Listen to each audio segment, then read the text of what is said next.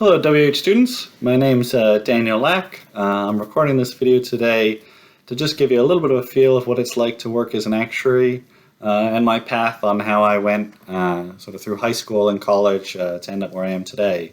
And so to start, I think it's worthwhile to give sort of a broad definition of what an actuary is.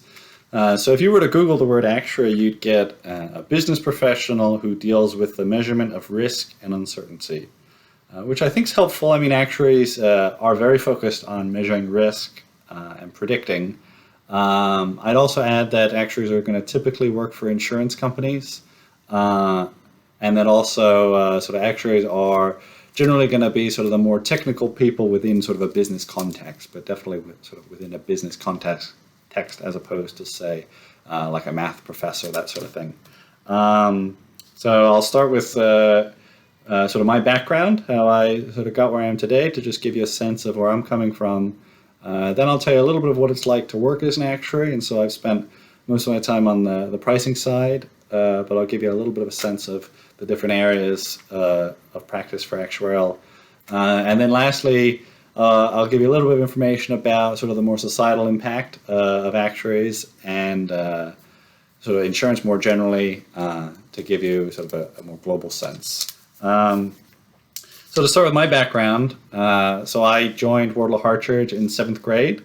A lot of fond memories from Wardlaw. I can remember in middle school going to Williamsburg in 7th grade, and then Washington, D.C. in 8th grade. I can even remember, certainly not the words, but having to memorize the preamble to the Constitution in Mrs. Studies class. So that really stuck with me. That was pretty cool. I also remember a couple of the classes that professors that had a big impact on me in high school. Mr. Gnella's AP Long Gov class was always a lot of fun and highly caffeinated, so I enjoyed that a lot. And then Mr. Howard's 9th grade geometry class had a big impact on me.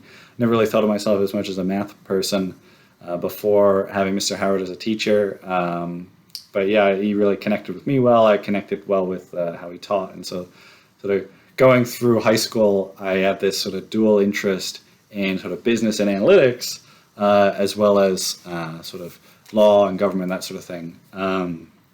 So then I graduated Wardlaw in 2008. I went to Rutgers in New Brunswick. I studied economics. I also did minors in math and statistics. For me personally, I always found the economics classes that had math and statistics prerequisites to be the most interesting, which really sort of led me down the path of being most interested in doing this sort of data analysis. And so one of the most interesting classes for me in college was an economics one where the professor would give us sort of raw data, economic data that would have different countries, say median income, mortality rates, all these sorts of different things, with some sort of vague instruction on use this data to develop an opinion using statistical modeling, that sort of thing. Then once you develop an opinion on sort of a policy that country X could adopt in order to try and achieve Y effect, we then, once you've sort of got that opinion, we'd then come back as a class and then in groups debate these ideas. And so I really found that cool to sort of be able to take data and the technical analysis and then to debate one another and sort of challenge assumptions and methodologies. And so really this sort of combination of analysis with debate appealed to me most strongly of any of my classes. So I graduated college, believe it or not, without even knowing what an actuary was, but just with this sort of real interest in data analysis and looking to sort of really get my feet wet. I wasn't a huge sort of classroom studying person, so I was really keen graduating college to sort of be in an applied setting, do some sort of regular business work. So then I got my first job at a UK-based company.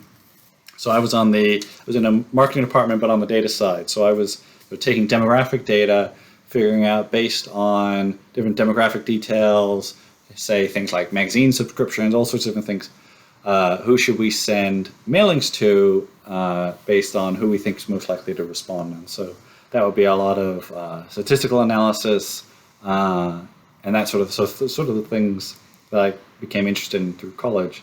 And so I after about 18 months doing that, it sort of got my feet wet. I was interested in sort of specializing further in that. And so at the time, I was considering a master's in statistics. So I was sort of looking at my different options when I discovered actuarial science, which really, for me, was a kind of cool blend of data analysis, finance, and debate that really appealed to me. So I had the opportunity to get coffee with sort of a distant connection of a connection through LinkedIn, who is an actuary, and sort of told me what the day-to-day life is like, some sort of advice on what to do, hopefully a little bit like what this can be for you. And so that got me excited about the field. Passed the first two exams, so I'll tell you a little bit more about exams in a minute. And so then from there, I then joined a large insurance company. So this was close to 3 years after I'd graduated Rutgers in 2012. I switched from my first job over to a large insurance company. And so there I worked on the pricing side. So I was in accident health for the first couple of years. So that's primarily travel-related benefits. So things like trip cancellation, if you get sick, can't go on a trip. Then potentially the insurance company pays for any cancellation fees, that sort of thing. Then I worked for 2 years in homeowners, working on homeowners insurance. And then the last year I worked in commercial pricing, so doing aviation insurance, so things like liability for large commercial airports and that sort of thing. And then most recently, just a couple weeks ago, I left the insurance company, joined a large actuarial advisory company. So we advise clients, we analyze their insurable exposures, analyze their loss history in order to figure out what sort of insurance programs would work for their sort of risk appetite and that sort of thing. So that's a little flavor of my background. Hopefully that's helpful and gives you a sense of sort of where I've worked. Next, I want to give you what's hopefully the most interesting stuff, which is sort of what the day-to-day life is like, the different types of actuaries. So to start, actuaries are sort of divided up into different groups based on what we call the lines of business, or the sort of products. So probably the first type of actuary is a life actuary.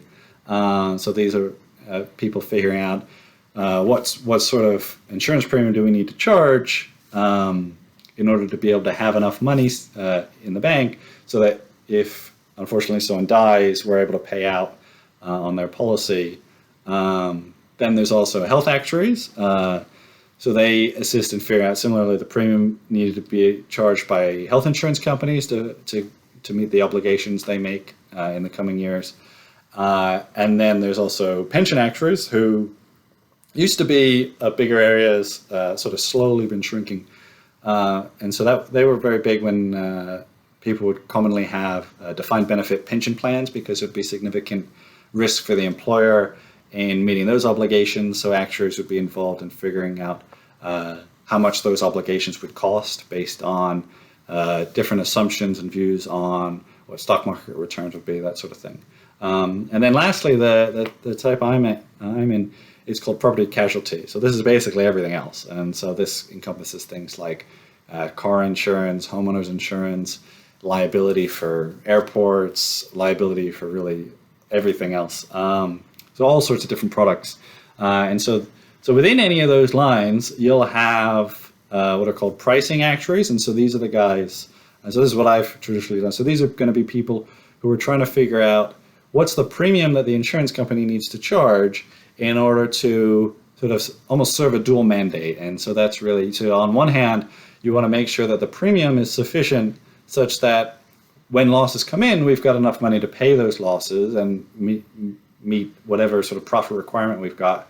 On the other hand, we're mandated by our credentialing, by the state and by our society, to not charge excessive rates. And so you sort of have this balance in order to charge adequate but fair rates. And so the sort of day-to-day life of a pricing actuary is a lot of Excel and data analysis with other software in order to first sort of figure out, okay, based on the losses we've had from, say, a pool of houses, what can we figure out? And so maybe that's like, so say you had sort of a simple, say you are an insurance company, you insure 100 houses and you want to figure out, okay, I want to charge a premium that is going to be enough to pay the claims on all these houses. So what do? You look at, okay, how many claims have we had over the last however many years of experience we have, how much did it cost to settle those claims, and then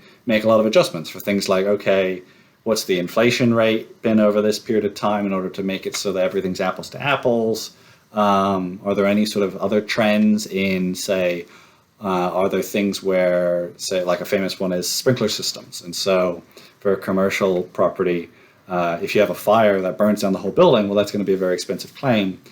So you could install, say, sprinkler systems to make it so that it's less expensive if there's a fire. Maybe you're able to control the fire, maybe even eliminate the fire.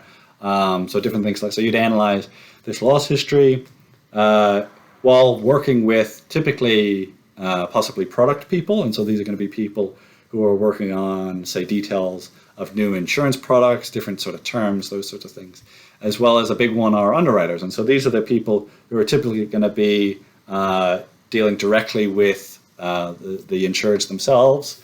And so they're going to usually be the people sort of driving that new business or that renewal business that you'll be working with in order to be that sort of technical expert on, okay, what does the data say we should do when you're sort of working with these underwriters and these other groups. So that's really sort of the pricing side. The other side is reserving, and so that's sort of the original one. And so where reserving really comes in is this issue in insurance where what you're really doing is you're selling a promise. And so you're saying to, depending on the line of business, you're saying, okay, well, if whatever happens in this policy, whatever bad event happens, we'll give you whatever payout. But you don't really know when you first make that promise what that's going to cost you. I mean, the person could not have a claim, they could have a horrible claim, all sorts of things.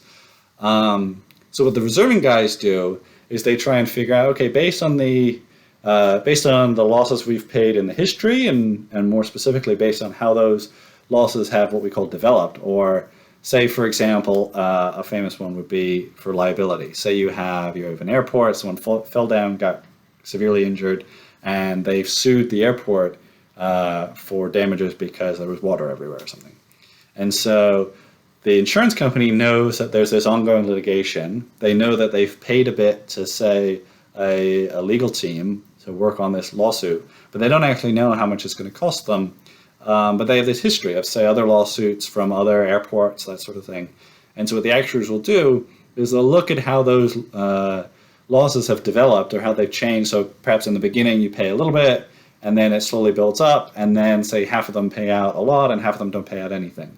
And so those reserving actuaries will figure out, okay, how much money do we need to set aside in order to have the money to pay for all these obligations we've made for the future. And so a big part of any insurance company will be the chief actuary signing off that their reserves are adequate. And that actually used to be a pretty significant problem historically, where you'd have, say, a significant recession or say a catastrophic event, and an insurance company goes bankrupt because they're not able to meet their obligations. And the real trouble with that is not only does the insurance company go bankrupt, but any of the people who are insured by that insurance company and had a loss, well, now the insurance company's bankrupt, so there's no one left to actually pay out their claim. So that's why insurance subsequently has become meaningfully more regulated. This is more like, say, 40, 50 years ago.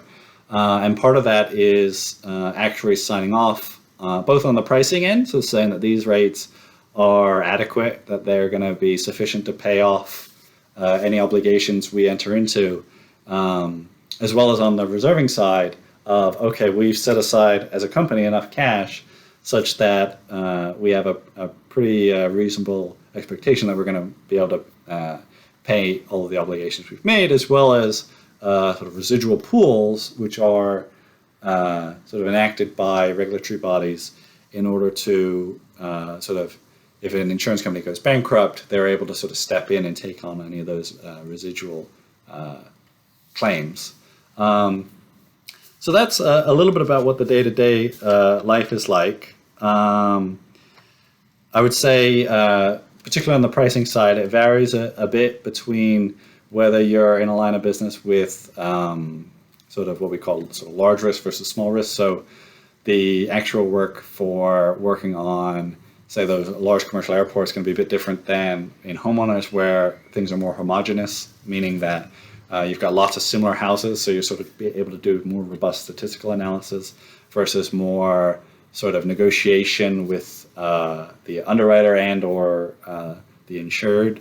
And then again, by the different lines of business. So where health is going to be a lot more focused on the regulation, because there's a lot more regulation in health insurance.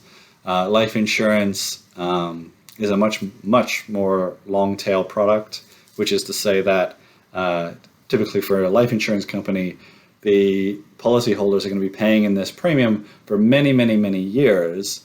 And the way the life insurance company makes money is they take that money over all those years and invest it in the stock market and bonds and other things in order to make a return on that, so that they're then able to meet those obligations. Where property and casualty tend to have, except in the case of certain liability lines, a bit shorter, what we call shorter tail. So things like car insurance. So figure out how much premium you need to charge in order to be able to pay the car insurance claims you're going to have over the next 6 months or whatever it is.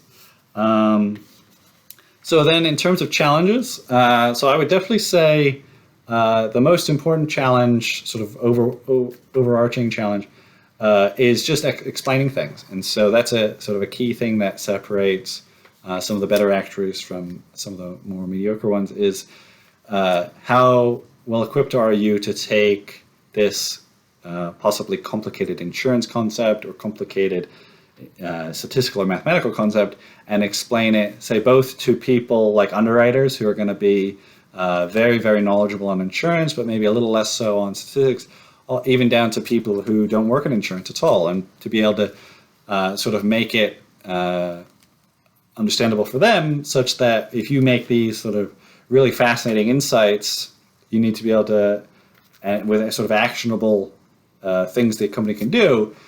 If people aren't sort of feel compelled by the way you're able to describe it to them, then it's not quite as useful. So definitely communication's a big one. Then so exams. So tell you in just a second. But so exams is a big part of becoming credentialed, which is a part of actuarial. So studying for exams is a challenge. I've still got 2 left, so fingers crossed I'll be finished by next spring. A little bit of a delay with coronavirus, but nearly finished. But yeah, so there's, on the property casualty side, we have 10 exams, so it's a long process, but that's definitely a challenge. And then I think this is probably common within any sort of analytics, but any sort of IT and data limitations. You always wish you had more data whenever you're sort of modeling something, and then, or have better software, that sort of thing, are always sort of challenges. Some of the best things I'd say, like I said before, about being interested in doing analytics that allows you to debate. That's definitely a big part of actuarial, both really on the pricing and reserving side, but things like doing an analysis or reviewing someone else's analysis and sort of challenging assumptions, or challenging views on, say, someone thinks that, okay, well, we've got these factories and they're going to have these sprinkler systems, and I think that's going to improve how many losses we have relative to last year by 20%, and what's the basis of that, and debating sort of what you're able to glean out of the data in order to make those predictions. I find all very interesting and pretty cool. It's also it's a field that allows you to sort of get something similar to sort of post undergraduate education without actually having to go to graduate school. So the exam process is a long and arduous one, but it's all through sort of company support, and you're typically given time off work to study in the lead up to the exam, incentives, etc. So it's nice in that regard. It also, actuarial is sort of famous for having a very low unemployment rate, relatively recession proof, because you pretty much need actuaries regardless. So that definitely makes for a nice perk. Now I'm going to tell you, I've told you a little bit about what it's like to work as an actuary. Now I just want to tell you a little bit about just sort of the path to becoming an actuary. So as I mentioned, common with sort of STEM related fields, most ideally you would have studied in college something math or economics related, But that's certainly not sort of the be-all, end-all. You could have studied something else, although that does help. Many colleges now have you can major in actuarial science. People disagree on this. I would generally say, although typically I didn't do it myself, that usually you're better off having majored in something else, both because it gives you more options in case you decide actuarial science isn't for you. And there's a little bit of a feeling that if you major in actuarial science, it's a little bit of sort of an exam prep major, and so that can be quite helpful in getting through the exams more quickly, although possibly makes you a little bit less well-rounded from a sort of analytics standpoint and that sort of issue.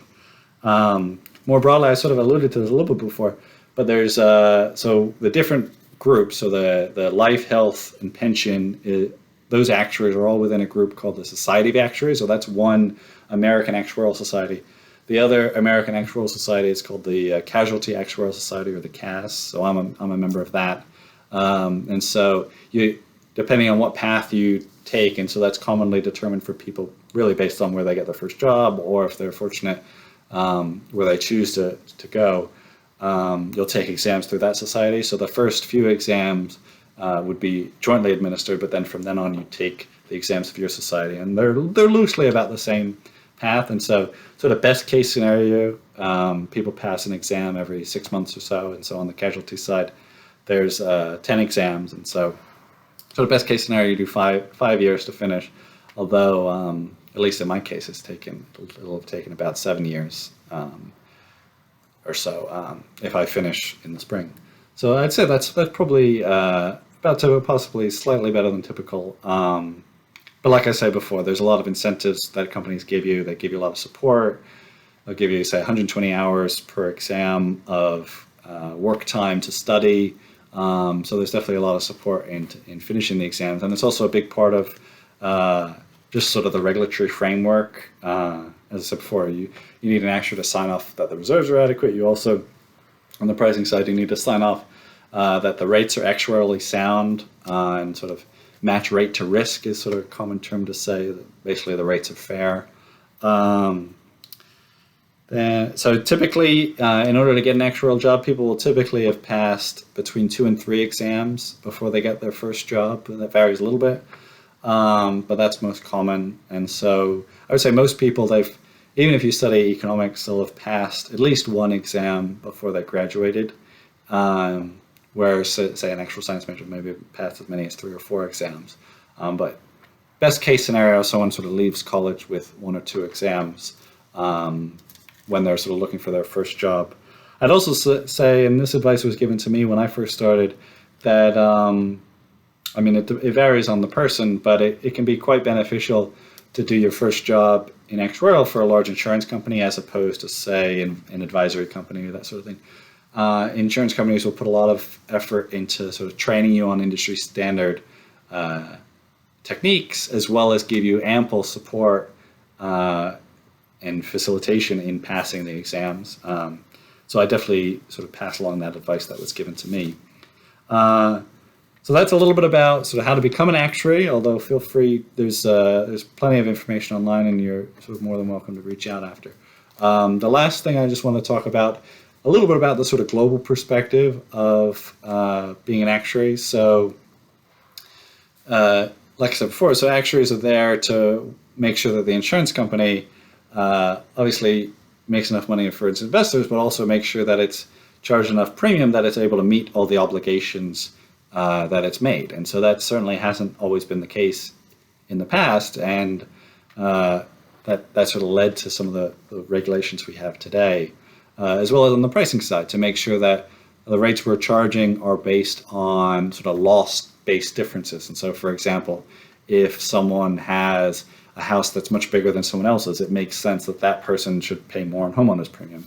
So rates should vary based on those sorts of things, sort of controllable metrics that truly determine sort of the risk that the insurance company is being exposed to.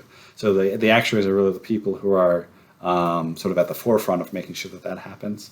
And so in that way, we're able to both serve the insurance company itself, but also sort of society more generally, in order to make sure that insurance is sort of going to be there through the bad times, but then also sort of fair throughout. And then also more broadly, the insurance industry more generally is a big part of any big economy in that it allows, say, firms that are growing to transfer risk that would otherwise inhibit them from growing as quickly as they might like to insurance companies who are able to pool that risk across many different insureds. And on a pooled basis, it's much easier to forecast. And so that sort of pooling of risk allows those firms to sort of do what they do best and allow the insurance companies to sort of focus on managing the risk. And so that for any big economy is definitely a big deal. And so actuaries are a big part of making sure that that sort of insurance industry runs smoothly.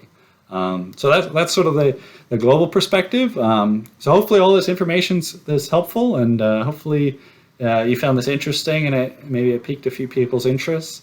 I'm more than happy to answer any questions if anyone wants to reach out with any questions or to chat if you're interested in the field. I'd be more than happy to talk with you. But I hope you're staying healthy, and I hope you find this useful. Thanks very much.